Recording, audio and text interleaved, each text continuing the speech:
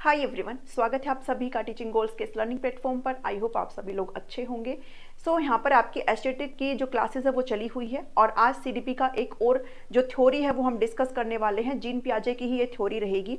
पिछली वीडियो में हमने जीन पियाजे के कॉग्निटिव डेवलपमेंट की थ्योरी पढ़ी है जिसके अंदर उन्होंने 4 स्टेजेस दिए हैं। आज हम जीन पियाजे की मोरल डेवलपमेंट थ्योरी को पढ़ेंगे। ये थ्योरी भी आपके लिए बहुत ज़रूरी है बिकॉज यहाँ से भी आपके क्वेश्चन कभी कभी पूछ लिए जाते हैं। ये आपकी नैतिक विकास का सिद्धांत रहेगा जो कि जीन पियाजे के द्वारा दिया गया है। आपने सभी ने जो मोरल डेवलपमेंट थ्योरी है वो कोलबर्ग की जरूर पढ़ी होगी और हम अपनी नेक्स्ट वीडियो में उसे ही कवर करने वाले हैं जो कि इन्फ्लुएंस है जीन पियाजे की ही मोरल डेवलपमेंट थ्योरी से। तो मेनली जो हम डील करते हैं वो हमेशा जो मेन होती है वो आपकी कोलबर्ग की ही मोरल डेवलपमेंट थ्योरी है। जब क्वेश्चन आने होते हैं तो उसी में से आ जाते हैं, बट कई बार वहां से क्वेश्चन ना आकर के जीन पियाजे की मोरल डेवलपमेंट थ्योरी से क्वेश्चन आ जाते हैं। तो रीट हो चाहे एचटेट हो या फिर कोई भी एग्जाम हो, यहाँ से आपका क्वेश्चन जो है जरूर पूछे जाते हैं। और मैं उम्मीद कर रही हूँ कि आज की इस वीडियो को देख करके आपकी जीन पियाजे का जो मोरल डेवलपमेंट का जो थ्योरी है वो आपको अच्छे से समझ में आ जाएगा। ठीक है, मैंने आपके साथ ऑलरेडी ये चीज अभी डिस्कस करी है कि जो कोलबर्ग की जो थ्योरी है वो जीन पियाजे से ही प्रभावित है। उसकी कॉपी नहीं है, जीरोक्स कॉपी नहीं है, बस प्रभावित है। ठीक है, तो जीन पियाजे ने अपने 2 स्टेजेस दिए हैं मोरल डेवलपमेंट के, जबकि कोलबर्ग ने अपने 3 जो है लेवल दिए हैं और उसके अंदर 2 यानी कि 6 स्टेजेस उन्होंने दी है जो कि हम नेक्स्ट वीडियो में कवर करेंगे। आज बात करेंगे जीन पियाजे के बारे में। उन्होंने नैतिक विकास के सिद्धांत में क्या कहा है बच्चों के अंदर। जीन पियाजे कौन है? ये आपके स्विस साइकोलॉजिस्ट है, स्विट्जरलैंड बेस्ड आपके साइकोलॉजिस्ट है जो कि इंटरेस्ट रखते थे बायोलॉजी में भी, जो कि बायोलॉजिस्ट भी थे।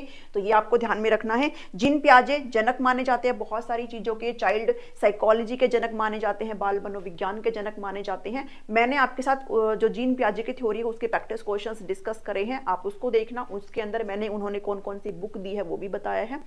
साथ ही उन्होंने वो किस किस चीज के फादर कहे जाते हैं वो भी बताया और उस थ्योरी के अलग अलग नाम क्या है वो सारी चीजें भी आपको कवर करी है स्टार्टिंग में ही वीडियो की।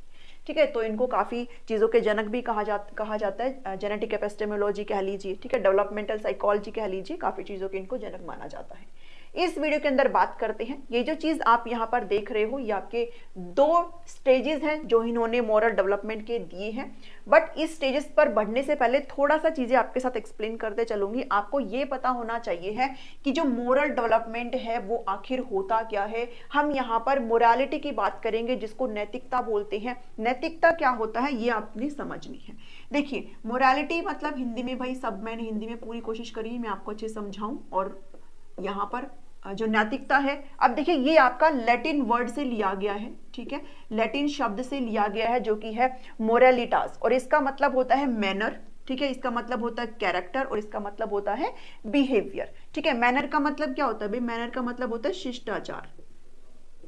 जब आपके अंदर शिष्टाचार है, आपके अंदर कैरेक्टर है, ठीक है, कोई भी आपके अंदर जो गुण है वो है, साथ ही आपका जो व्यवहार है, तो ये सारी चीजें आपका क्या बनाती है? कहीं ना कहीं आपकी मोरालिटी बनाती है। और अगर बेसिक सी भाषा में बात करूं तो मोरालिटी का मतलब होता है जब आप सही और गलत के बीच में फर्क करना सीख जाए, सही और गलत को आप समझना सीख जाए, आप सोसाइटी में रहते हुए सही को सही कहना सीख जाए, गलत को गलत कहना सीख जाए, तब आपकी क्या आ जाती है? मोरालिटी आ जाती है। ठीक है, तो अब इन 2 स्टेजेस में इस चीज के बारे में बच्चों के ऊपर इन्होंने एक्सपेरिमेंट किया पियाजे ने और क्या कुछ कहा है ये हम इस थ्योरी के अंदर पढ़ेंगे मोरालिटी के बारे में। ठीक है, यानी कि हमें सही को सही कहना और गलत को गलत कहना कब किस स्टेज में आ जाता है। जीन पियाजे ने अपनी मोरल डेवलपमेंट के ऊपर एक बुक भी दी थी 1932 में, 1932 में, और इस बुक का नाम है मोरल जजमेंट ऑफ चाइल्ड जो कि 1932 में दी गई थी। आप सभी को पता है भी इन्होंने जो कॉग्निटिव डेवलपमेंट की थ्योरी दिया वो 1936 में दी थी, 1936 में दी थी, जिसमें इन्होंने 4 स्टेजेस दिए थे। तो जीन पियाजे ने सबसे पहले काम किया था मोरल डेवलपमेंट पर, जो कि इन्होंने कंप्लीट नहीं किया। आपको ये थ्योरी जो है अपने आप में इनकम्प्लीट थ्योरी है। ठीक है, अधूरी थ्योरी है ये अपने आप में, बट स्टिल ये बहुत इंपॉर्टेंट है, आपको पढ़नी होती है, यहाँ से क्वेश्चन आते हैं। तो इन्होंने सबसे पहले मोरल डेवलपमेंट पर बात करी थी, उसके बाद इनका इंटरेस्ट हो गया कॉग्निटिव साइकोलॉजी के अंदर। फिर ये बाद में इन्होंने कॉग्निटिव साइकोलॉजी के जो 4 जो स्टेजेस है डेवलपमेंट के कॉग्निटिव के, वो इन्होंने बाद में दिए थे 1936 में। तो आपको इतनी ये चीजें ध्यान में रखनी है। ठीक है, कि ये थ्योरी आपकी कंप्लीट नहीं है, ये इनकम्प्लीट है और इन्हीं से ही कोलबर्ग जो थे वो प्रभावित थे। उसके बाद यहाँ पर जो मोरल डेवलपमेंट है किसी भी बच्चे का, वो जैसे जैसे वो बड़े होते रहते हैं वैसे वैसे चेंज होता रहता है। यानी कि जो मोरालिटी है बच्चे में वो पहले कुछ होती है बाद में कुछ होती है, ऐसे जो जैसे जैसे वो अपनी स्टेजेस में जाते जाते हैं वो जो उनकी मोरालिटी है, जो उनका नैतिक विकास है वो भी चेंज होता रहता है। ठीक है, इन्होंने जैसे आपका पियाजे ने कॉग्निटिव डेवलपमेंट के आपने 4 स्टेजेस दिए थे, कॉग्निटिव डेवलपमेंट के 4 स्टेजेस दिए थे, ऐसे ही मोरल डेवलपमेंट के इन्होंने 2 स्टेजेस दिए हैं। ठीक है, मेनली तो इन्होंने 2 ही स्टेज दिए हैं, बट इन्होंने 4 स्टेज के बारे में भी बात करी है और उन 4 स्टेज को हम इस वीडियो के एंड में भी कवर करेंगे। हो सकता है आपसे वहां से भी क्वेश्चन पूछ ले, तो मैं अपने अकॉर्डिंग कोई चीजें नहीं छोड़ना चाहती हूँ। ठीक है, तो आपको भी पढ़ना है, बहुत ही अच्छे तरीके से चीजें समझा दूंगी। पहले हम 2 मेन स्टेज के बारे में बात करेंगे जो कि आपका हेटेरोनोमस और ऑटोनोमस है, उसके बाद में हम जो 4 स्टेज हैं उसके बारे में बात करेंगे। चलिए स्टार्ट करते हैं अपनी इस सेशन को। यहाँ पर हम डिफरेंशिएशन करके चीज़ों को समझेंगे। देखिए, इसके अंदर सबसे पहले आपको ने मैं जो स्टोरी है वो बताती हूँ, उस स्टोरी के बेस पर आपके ये दोनों जो टाइप्स है, दोनों जो स्टेजेस है वो अच्छे से क्लियर हो जाएगी। यहाँ पर जो स्टोरी है वो आपको अच्छे से सुननी है। एक बच्चा है, टॉम नाम का बच्चा है, उसे बहुत भूख लगी है और उसके सामने एक जार रखा है जिसके अंदर बिस्किट रखे हुए हैं। अब उसके पेरेंट्स ने उसको बोला है कि आप इस बिस्किट वाले जार को हाथ नहीं लगाओगे, बिना हमारी परमिशन के आप इसको नहीं खोलोगे, अदरवाइज आपको पनिशमेंट मिलेगी। अब बच्चा भूखा है, वो लिटरली उसे खोलना चाहता है और अपनी भूख मिटाना चाहता है। अब आपके सामने 2 क्वेश्चन हैं, ठीक है, और इन 2 क्वेश्चन का बेस पर जो पियाजे हैं उन्होंने अपने ये 2 स्टेजेस यहाँ पर गढ़े हैं कि कौन बच्चा क्या आंसर करता है और कौन बच्चा क्या आंसर करता है और किस रीजनिंग के साथ आंसर करता है। अब एक क्वेश्चन ये है, या तो टॉम जो है भूखा ही रहे, ठीक है, या तो वो भूख से ही मर जाए या फिर भूखा ही रहे, बीमार हो जाए, लेकिन वो अपने पनिशमेंट के डर से उस जार को नहीं खोले। एक क्वेश्चन ये है कि वो अपने पनिशमेंट के डर से बिस्किट ना खाए, सिर्फ भूखा ही रहे। दूसरा यहाँ पर जो पॉइंट बन जाता वो ये बन जाता कि वो पनिशमेंट को ध्यान में रखते हुए, मतलब उस चीज को इग्नोर करते हुए क्योंकि वो भूखा है और अपनी भूख मिटा ले। और यहाँ पर कई बारी चीजें ये हो जाती है और हम इस तर्क के साथ इस चीज को कर सकते हैं कि ऐसे कानून का क्या फायदा जिससे किसी की डेथ हो जाए या फिर कोई बीमार हो जाए। तो यहाँ पर सिचुएशन भी देखी जाती है। तो 2 चीजें हैं, या तो वो उस जार को हाथ ना लगाए, या तो कोई बच्चे इसको आंसर करेंगे, या फिर कोई बच्चे ये भी कहेंगे कि भी ऐसे लो का क्या फायदा जिससे कोई भूखा ही मर जाए, ठीक है, या फिर ये ऐसे आपके 2 पॉइंट हो जाते हैं। तो इनका जो आंसर है मॉरल डेवलपमेंट के इन 2 स्टेजेस में जो कि पियाजे ने दिया है, इनके अंदर छुपा है। हेटेरोनोमस मोरालिटी जो है आपकी, ये आपकी 4 से 7 वर्ष की होती है और ये आपकी 10 से 14 वर्ष की होती है। अब इनके बीच में कंफ्यूजन बहुत रहता है, कई बारी इसको हम 5 से 9 ईयर भी आप लिखा हुआ देखते हैं और इसको आप 9 to 13 ईयर्स या फिर 9 to 10 ईयर्स ऐसे भी लिखा हुआ देखते हैं। तो आपको इस चीज में कंफ्यूज नहीं होना, आपको ऑप्शंस अकॉर्डिंगली मिलेंगे, आप आराम से उनको चूज कर पाएंगे। ठीक है, तो हेटेरोनोमस आपकी 4 से 7 वर्ष की होती है और आपका ऑटोनोमस मोरालिटी जो है वो आपकी 10 से 14 वर्ष की होती है। अब जो 2 क्वेश्चन पियाजे ने अपनी इस थ्योरी में कहीं ना कहीं हमें बताए हैं, तो पहला क्वेश्चन ये है कि वो जो बच्चा है उसको पनिशमेंट का डर है और पनिशमेंट के डर से वो बिस्किट नहीं खाएगा या फिर वो बीमार हो जाएगा या फिर सो कुछ भी हो सकता है। ठीक है, तो वो वाला जो स्टेज है वो कहाँ आता है, वो आपका हेटेरोनोमस मोरालिटी के अंदर आता है। यानी कि इस स्टेज के अंदर जो कि 4 से 7 वर्ष के बच्चे होते हैं वो क्या सोचते हैं, वो ये सोचते हैं कि अगर आप कोई भी गलत काम करेंगे तो आपको पनिशमेंट मिलेगी। आपको यहाँ पर उनको डर रहता है, वो ये नहीं देख पाते हैं कि भाई अगर आप ये नहीं करोगे, अगर आप ये बिस्किट नहीं खाओगे तो फिर इससे आप बीमार भी हो सकते हो, उसके बहुत सारे अदर कॉन्सिक्वेंसेज हो सकते हैं। बट यहाँ पर बच्चे क्या सोचते हैं कि नहीं, जो गलत है वो गलत है और वो सिर्फ इतना ही देख पाते हैं, दूसरे एंगल को नहीं देख पाते। ठीक है, तो यहाँ पर जो 4-7 साल के बच्चे वो क्या सोचेंगे, यहाँ पर आपको एक वर्ड दिखता है मोरल रियलिज्म। मोरल रियलिज्म का मतलब होता है नैतिक यथार्थवाद, यानी कि यहाँ पर जो मोरालिटी है वो आउटसाइड से इंपोज करी जाती है। ठीक है, मोरालिटी जो है, जो नैतिकता है वो आउटसाइड से दी जाती है। ठीक है, मोरालिटी जो है बाहरी तरीके से इंपोज्ड होती है, बाहरी तरीके से। बच्चा खुद से नहीं सोच सकता है, ये चीजें बाहरी तरीके से इंपोज्ड होती है। ठीक है, बच्चे के ऊपर बाहरी तरीके से हावी होती है मोरालिटी जो है। बच्चा यहाँ पर खुद से ये चीज नहीं सोच सकता कि अगर उसने बिस्किट नहीं खाए तो वो बीमार हो सकता है। उसे बस इतना ही पता है, उसको बस ये पता है कि हाँ मेरे पेरेंट्स ने मुझे मना किया है तो मुझे नहीं खानी, अदरवाइज मुझे पनिशमेंट मिलेगी। अब इस केस में क्या होता है, तो मोरल रियलिज्म का मतलब यही होता है कि आपके अंदर जो मोरालिटी है वो बाहरी तौर पर इम्पोज करी जा रही है, यानी कि बाहरी जो आपके अंदर नहीं है, वो जो नैतिकता है वो आपके अंदर नहीं है, ये नैतिकता आपको बाहरी लोगों से दी जा रही है, ठीक है। और वो बाहरी लोग कौन कौन हो सकते हैं भाई, आपके पेरेंट्स हो सकते हैं, ठीक है, आपके टीचर्स हो सकते हैं। तो बाहरी लोगों से अगर आपको नैतिकता अगर दी जा रही है तो वो आपका मोरल रियलिज्म है, जो कि हेटेरोनोमस मोरालिटी के अंदर आता है। विषम नैतिकता इसको हिंदी में बोलते हैं। ऑटोनोमस मोरालिटी, ऑटो का मतलब होता है सेल्फ, जब नैतिकता आपके अंदर खुद से आए, ठीक है। ये जो है आपकी 10 से 14 वर्ष की होती है, एडोलेसेंस स्टेज है कहीं ना कहीं, और यहाँ पर आप चीजों को समझने में कैपेबल हो जाते हो। इस स्टेज में आने वाले बच्चे क्या सोचते हैं कि ऐसे रूल्स का, ऐसे नियम कायदे कानून का कोई फायदा नहीं है जो हमारे भले के लिए ना हो, जो हमारे हित के लिए ना हो।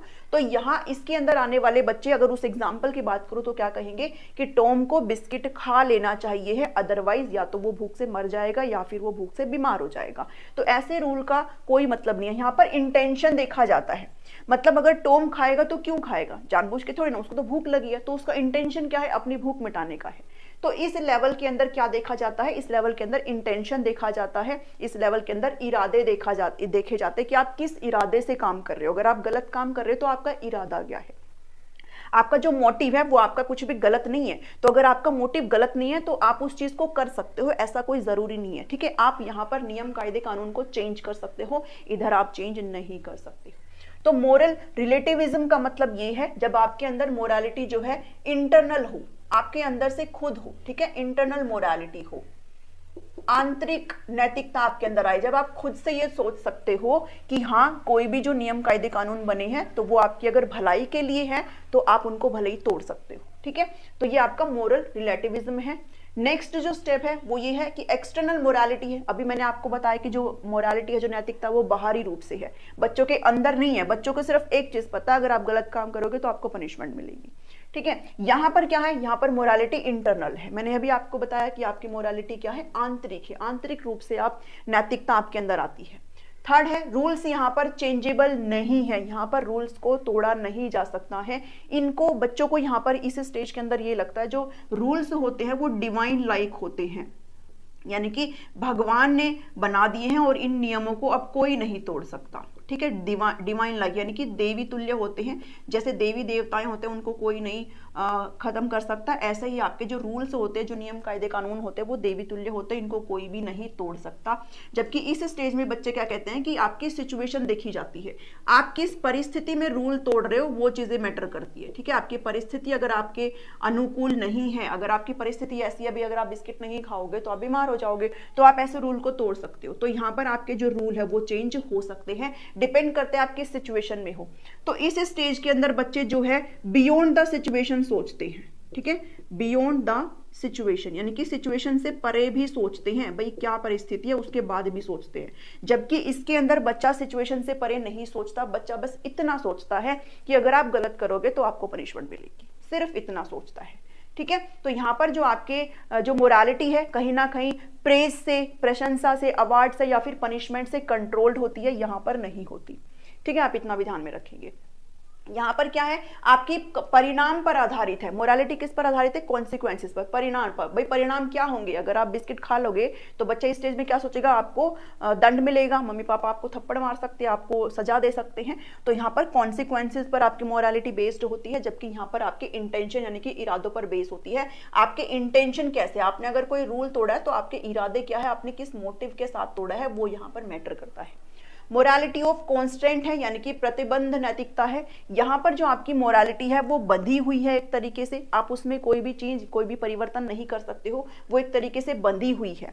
यहाँ पर जो मोरालिटी है वो आपकी कोऑपरेशन की है, कि आप यहाँ पर चीजों को चेंज कर सकते हो, नियम को चेंज कर सकते हो, बट ऐसा नहीं है कि आप एक पर्सन आकर के चेंज कर देगा, ठीक है। अगर यहाँ पर चेंज होती है तो with the help of other people, ठीक है, with help of other people होती है, यानी कि कोऑपरेशन से होती है, सभी लोग मिलकर करेंगे अगर कोई भी रूल जो है चेंज होगा। जैसे यहाँ पर अगर मैं कुकीज की बात करूँ, बच्चे ने बिस्किट खाए हैं तो यहाँ पर सभी लोग ये सोचते हैं कि भाई ऑब्वियस सी बात है, अभी बिस्किट अगर वो भूखा है तो वो खाएगा, वो गलत थोड़े ना कर रहा है। तो यहाँ पर सभी लोग मिलकर के रूल को चेंज करते हैं, इसलिए यहाँ पर कोऑपरेशन की बात करी जा रही है, ठीक है। तो ये जो नैतिकता है वो सहयोग की नैतिकता है, और ये नैतिकता आपकी प्रतिबंध की नैतिकता है, यानी कि आपकी जो मोरालिटी यहाँ पर पूरी तरीके से बंधी हुई है, आप बाहरी तरीके से नहीं सोच पा रहे हो। यहाँ पर इस स्टेज के अंदर बच्चा सिर्फ इतना सोच पाता है कि आप गलत करेंगे तो आपको गलत ही सजा मिलेगी, ठीक है, तो मोरालिटी ऑफ कांस्टेंट है। अब यहाँ पर जो है इमिनेंट जस्टिस, मतलब इमिनेंट जस्टिस का मतलब होता है आपको तत्काल न्याय। बच्चे सोचते हैं कि अगर आप कुछ भी गलत करोगे तो आपको इमीडिएट यहाँ पर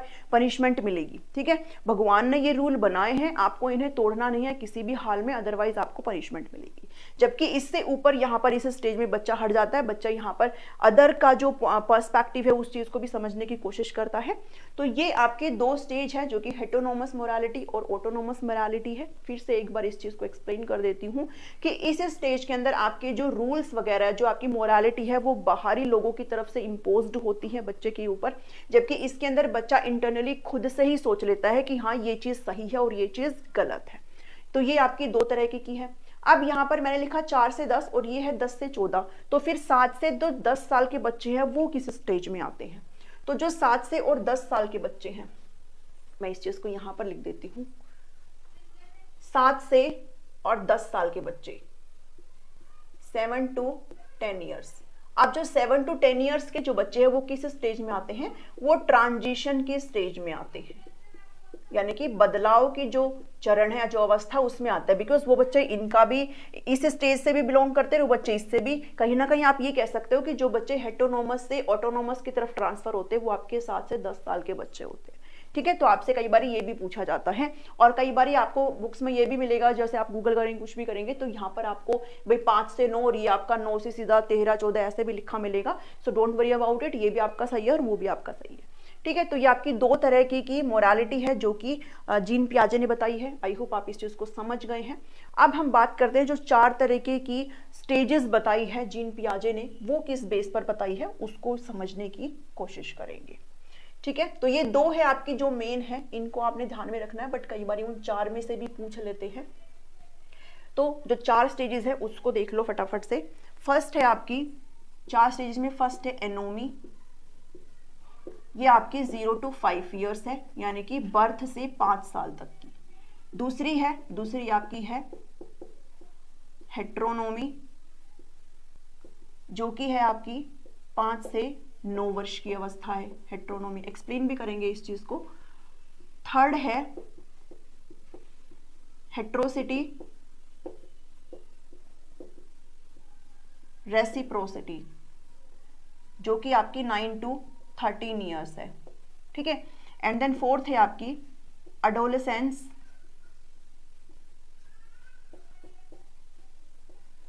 ऑटोनोमी, ये आपकी फिर जो एडोलेसेंस स्टेज है आपकी आगे फर्दर चली जाती है, 14 to 18 लगा लो, ठीक है। ये आपकी फर्दर जो है आगे चली जाती है।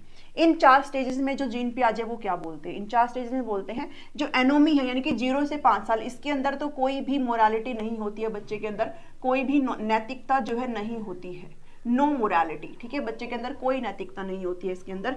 जबकि हेट्रोनोमी में क्या होता है? हेट्रोनोमी में जो मोरालिटी है वो इम्पोज्ड करी जाती है आउटसाइड, ठीक है। आपकी जो मोरालिटी होती है वो कैसी होती है?